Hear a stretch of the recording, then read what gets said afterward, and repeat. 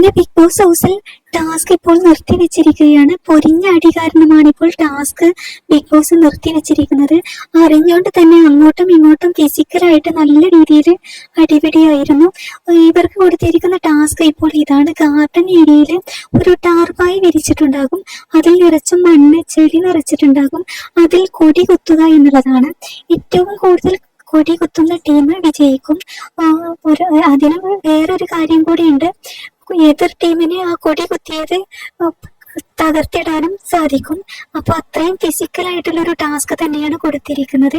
2 ഗ്രൂപ്പായിട്ടാണ് തിരിച്ചിരിക്കുന്നത്, A B എന്ന്. അപ്പോൾ 2 ടീമിന് നല്ല ഫിസിക്കലായിട്ട് ചെയ്യേണ്ട ഒരു ടാസ്ക് തന്നെയാണിത്. ഒരു ടീം കൊടി കുത്തും, മറ്റേ ടീം എന്തായാലും അത് തകർത്തെറിയും.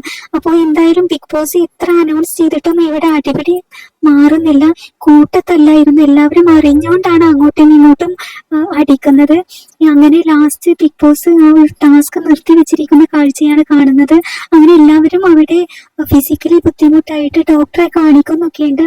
എന്തായാലും രേണുസുതി ആ ടാസ്ക് മുഴുവൻ നോക്കി നിൽക്കുകയാണ്, ടാസ്കിൽ പങ്കെടുക്കുന്നില്ല. എന്നാൽ മറ്റു മത്സരാർത്ഥികളെല്ലാം തന്നെ ആക്റ്റീവായിട്ട് ടാസ്കിൽ പങ്കെടുത്തിരുന്നു.